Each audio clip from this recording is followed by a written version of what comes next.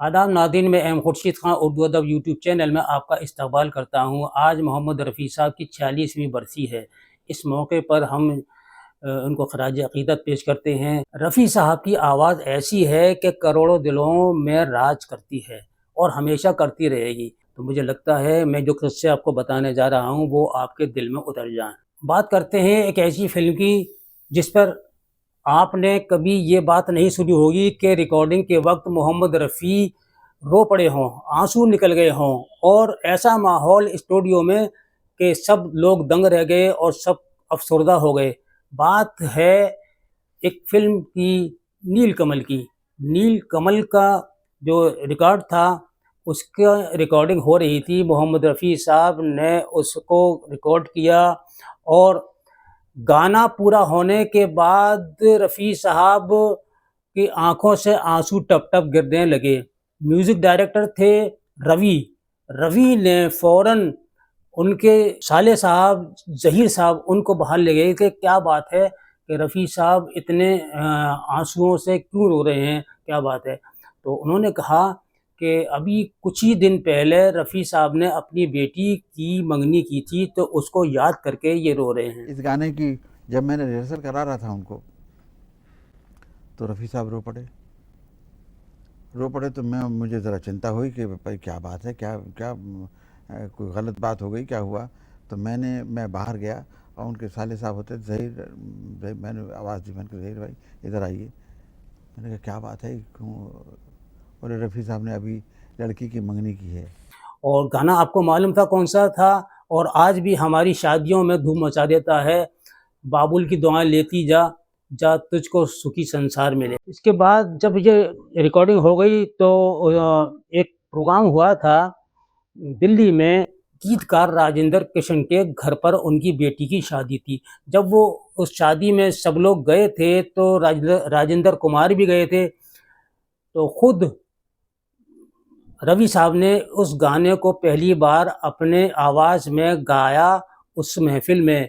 तो राजेंद्र कुमार ने पहली बार, बल्कि सबने ही पहली बार उस गीत को सुना और राजेंद्र कुमार फूट फूट कर रोने लगे कि ये गाना किस फिल्म का है, मैं तो पहली बार सुन रहा हूँ।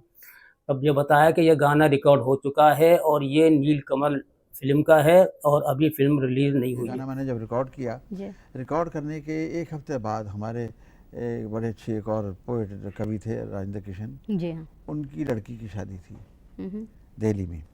तो यहाँ से काफ़ी राजेंद्र कुमार, साउथ से शिवाजी गणेशन और यहाँ से बम्बई से ओम प्रकाश और काफ़ी लोग राइटर एक्टर गए हुए थे।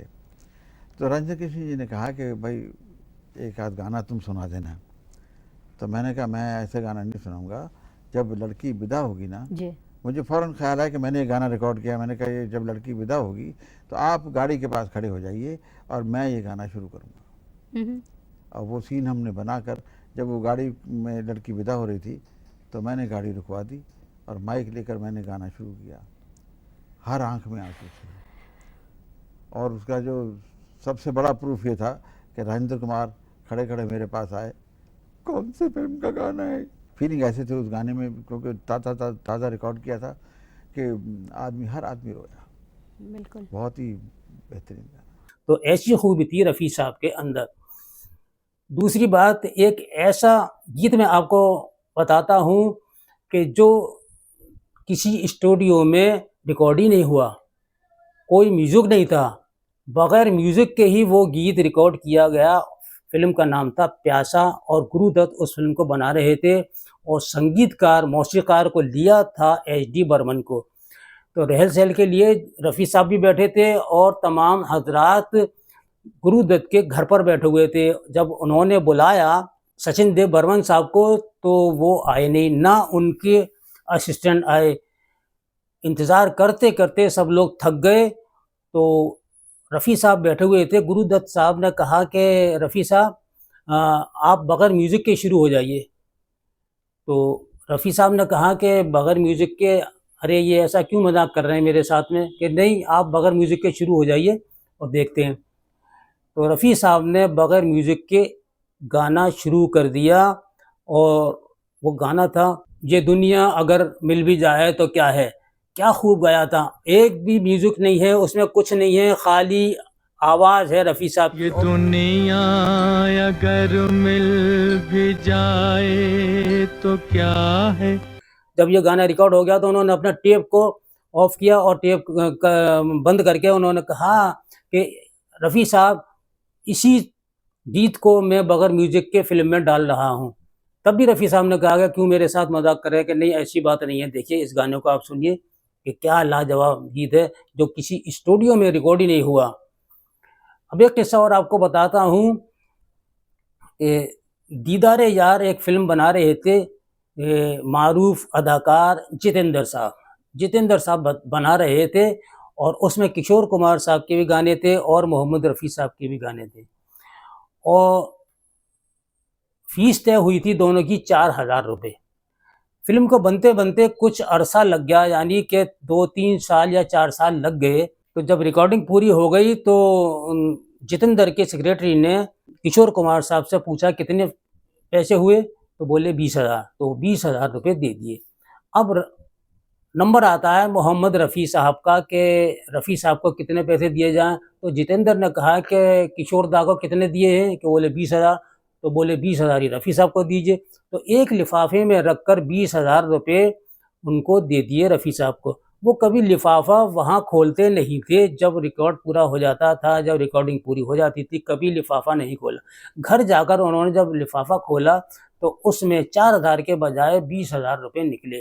फ़ौरन जितेंद्र का फ़ोन लगाया कि जीतू, कि हाँ रफ़ी साहब, क्या क्या बात है, अरे बहुत मालदार हो गया, बहुत पैसा आ गया तेरे पास, क्या गलती हो गई मेरे पास मुझसे रफ़ी साहब।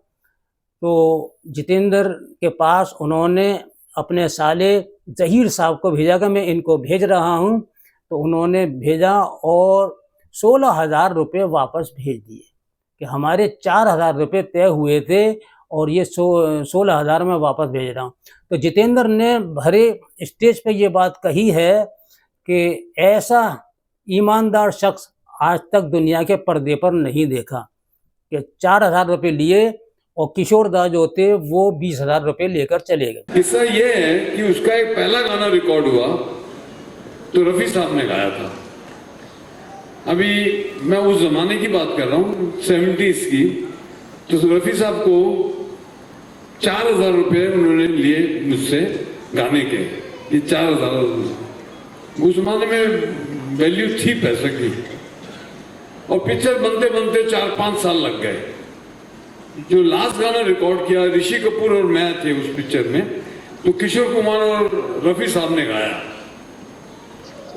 तो गाने की रिकॉर्डिंग खत्म हुई तो प्रोडक्शन वाला मुझसे पूछने आया कि रफ़ी साहब को क्या देना है। मैंने कहा जो किशोर दादा को दिया वही दो। और किशोर दादा ने 20,000 लिए हैं, मैंने रफ़ी साहब को भी 20 दो। खैर पैसे दे दिए, बात खत्म हो गई। रिकॉर्डिंग खत्म हुई तो रफ़ी साहब के ब्रदर इन लॉ, वो उनके सेक्रेटरी थे, his brother in law was his secretary, वो मेरे घर पे आए और उन्होंने बोला रफ़ी साहब बहुत नाराज है। मैंने क्या हो गया, मैंने ऐसा क्या किया। तो मोबाइल तो था, फोन लगाया, मैं हाँ जी रफ़ी साहब, पंजाबी में बात करते थे, और जीते बहुत पैसे आ गए तेरे को। क्यों है रफ़ी साहब? उन्होंने 4,000 रुपये रखे, 16,000 रुपये जो 20 मिले थे उन्हें 16,000 रुपये वापस भेज दिए। अब बात है 1980 की। 31 जुलाई को मोहम्मद रफ़ी साहब का इंतकाल होता है और जुलाई से पहले ये गाना रिकॉर्ड होता है जो आज पत्थर की लकीर है और वो हमारी महफिलों की रौनक बनता है। ऐसा गीत है कि शायद कोई ऐसा शख्स होगा, कोई ऐसा इंसान होगा जिसने ना सुना हो और जिसने उसको गुनगुनाया ना हो। तो इस गीत को 3 आवाज़ों में रिकॉर्ड होना था अलग अलग। निदा फाजली नगमा निगार थे और संगीतकार मौसीकार उषा खन्ना थी।